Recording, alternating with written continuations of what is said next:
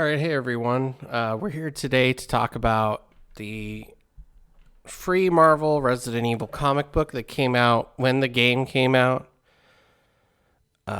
Famously, this cover was done by Bill Sienkiewicz, who is obviously a famous comic book artist. The actual cover here is pretty great. Not only is it iconic and it has become over time, but so Bill has talked about the fact that when he did the cover, he saw many characters. This wasn't one specific character he was trying to do, but the face was supposed to be showing fear and determination, which you can see clearly in the eyes here.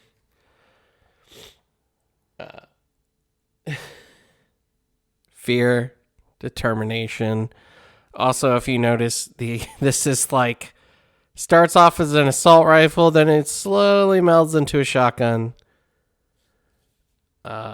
It's interesting to say the least. But people speculate this was Chris Redfield, or judging by what he's wearing, that it's Richard Aiken. It's neither one of them. It's just a hybrid of characters. Something that Bill made up and created. I do love the zombies in the background. As a kid, I never noticed that. There's some other like weirdness coming out here. Those were the enemies you find in the lab. God, I forget their name. Spiders also in the game. Anyways, this is an iconic shot. I'm so glad it's the cover, and I'm glad that Capcom used it in the comic book as well. So these came with it. These were $5 off coupon on the game Electronics Boutique. Pretty rad. If anyone remembers Electronics Boutique, I do not. I'm just kidding. Of course I do. And a subscription to Next Generation magazine, which $20 for 12 issues. Not bad, I guess. Another ad for Next Generation. Pretty cool. But yeah, it does start out actually with Richard Aiken here. That's who this is. And this is in the mansion. Great cut of lighting here and shadow. It's showing that the mansion was dimly lit. Perfect way to show it. There was a lot of artwork, cool designs. I dig all of this. Although, what the fuck? Like, who is carrying around a radio? Who's carrying around a radio that big? I mean, I know it was the 90s, but I think even in like Vietnam, they had backpacks smaller than that for radios, short distance, short range radios. It's neat. I enjoy it as a byproduct of the 90s, but it's kind of hilarious too to look at it. But he's just trying to phone for help because he is part of Bravo Team, which was the first team that went out to the mansion and the Arklay Mountains. Volume 1, Number 1, April 1996. So in case anyone doesn't know why I'm doing this video, it should say it in the title. It is, in fact, the 26 years today that the first Resident Evil game did come out in 1996. So yeah, as we move on, this is awesome. I actually love this a lot. It kind of reminds me of Mike Mignola and Hellboy, but the use of silhouettes in the foreground of the zombies, a dark one in the middle, and then just shapes all the way in the back, and of course the exuding color past as the main panel, like a full page with panels overlaying it. Always enjoy that. I'll never say no to that. What most people don't notice about comic books too, and you'll see the color actually explains a lot in this comic book, which it was done by the artist was the colorist as well. So this is why it's going to meld so well. Richard getting angry. So the use of red as anger. Pretty neat. Wesker himself, who is like a double agent. He's the bad guy, a plant in the Stars team back at Stars. He's calling for help. Wesker's not answering. He's talking to somebody else, somebody shady.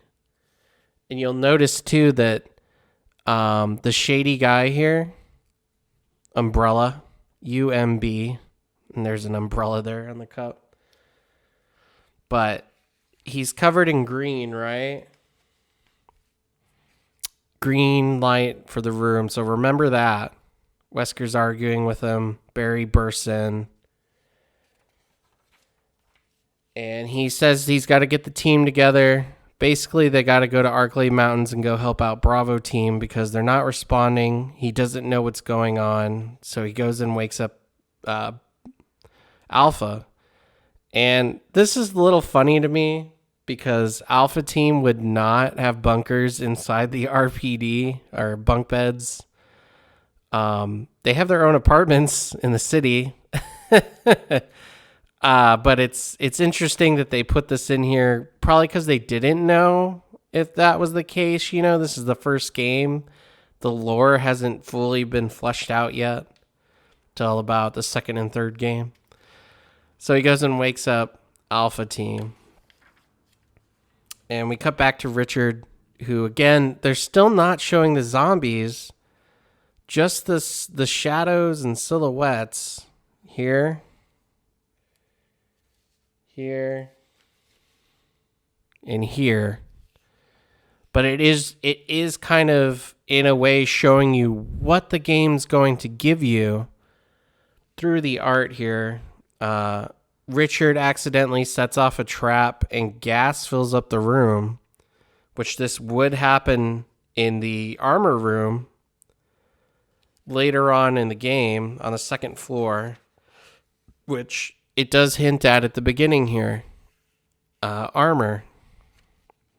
It's pretty neat. And he makes his way upstairs towards the attic from the second floor. You can kind of already get a sense of where he's at in the mansion if you've played the game. And if you had read this before you played the game, then you would know afterwards going back to it. It's pretty neat.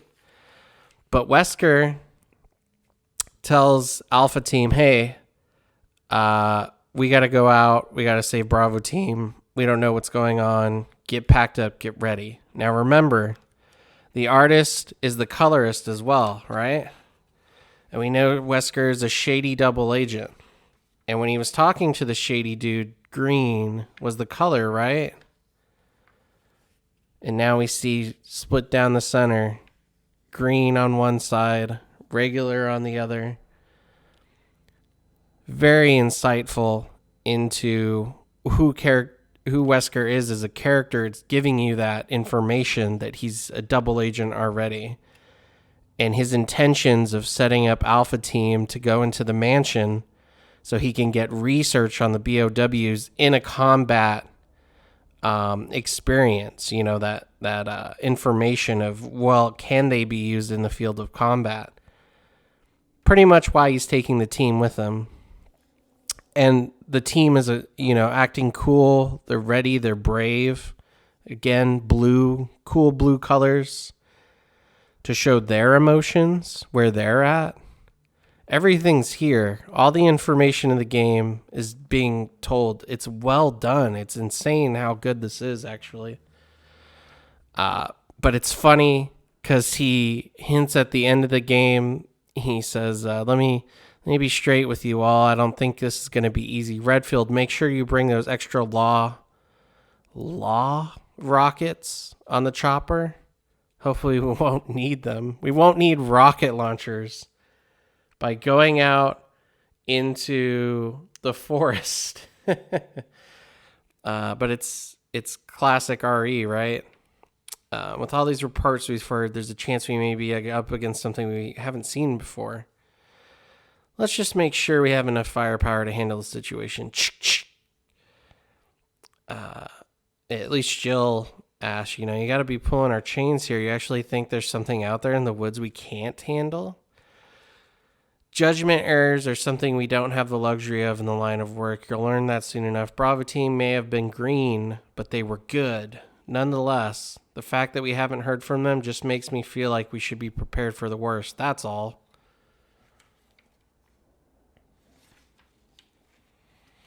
And as I said, you'd know in the mansion Richard went to the attic because he runs into the giant snake. Yawn. Because of its mouth. Yawn. Pretty cool. I just got to twist these wires. This radio's got to work. Could be my last chance, huh? No. And then he gets attacked. Which, it's funny how it leaves him like that, because in the game, he will end up being bitten and poisoned by the snake.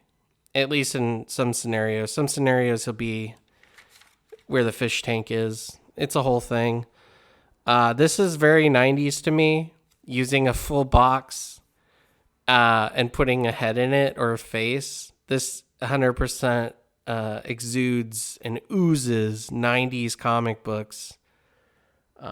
Something I just feel I saw a lot back then. You would never see it now, I don't think. I can't think of an instance today in modern comic books where you would see this. But it's just so cool seeing it in this, and it's weird, but I kind of wish it was used more. And that's just being a 90s kid, being born in the 80s and growing up in the 90s.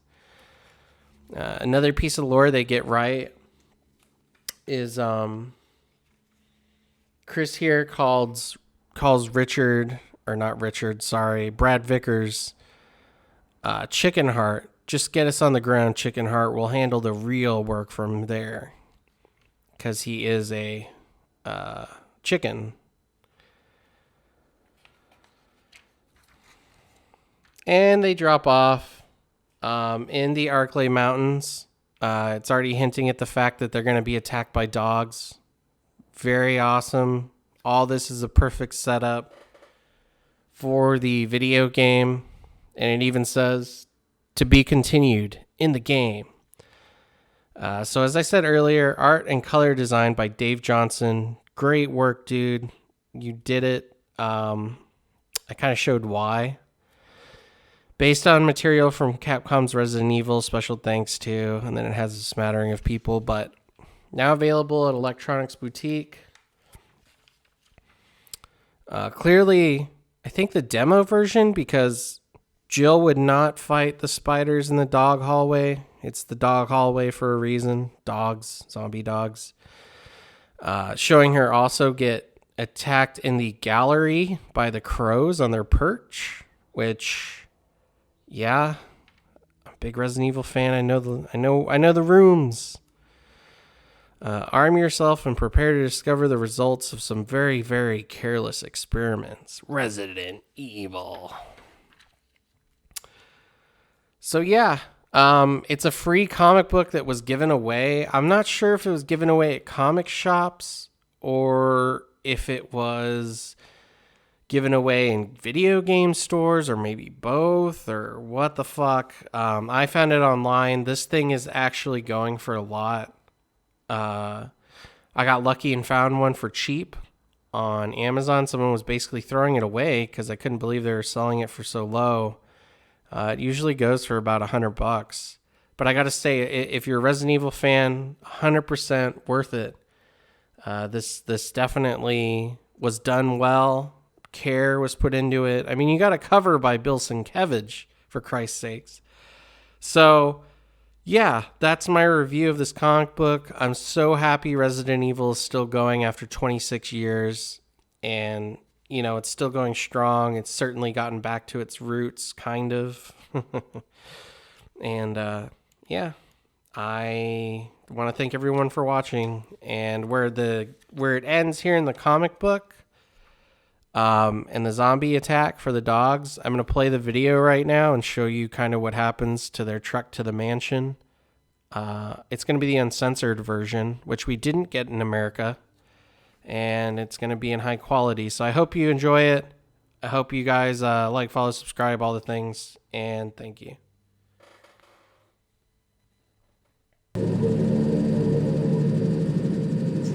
Alpha Team is flying around the forest zone situated in northwest Raccoon City, where we're searching for the helicopter of our compatriots Bravo Team, who disappeared during the middle of our mission. You haven't found it? No, I haven't found it yet. Bizarre murder cases have recently occurred in Raccoon City. There are outlandish reports of families being attacked by a group of about 10 people. Victims were apparently eaten.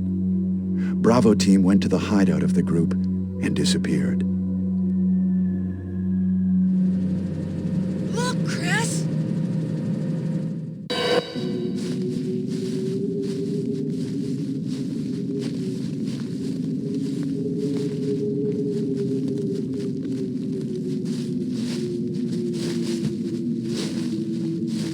It was Bravo Team's helicopter. Nobody was in it. But strangely, most of the equipment was still there. However, we soon discovered why.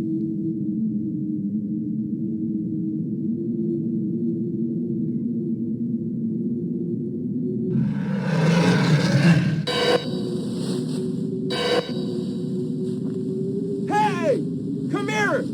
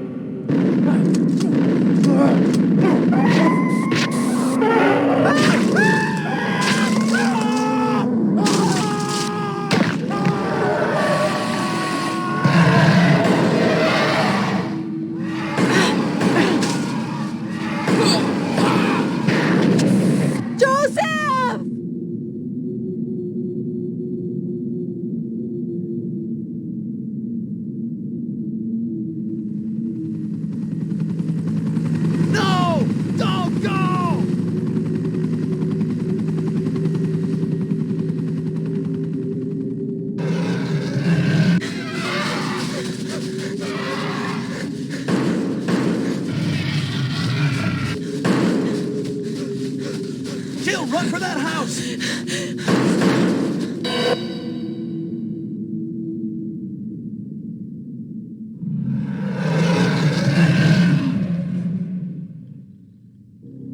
There are only 3 STARS members left now.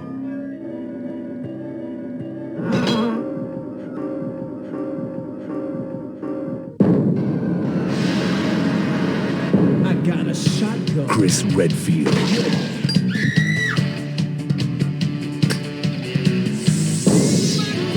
Jill Valentine. Barry Burton.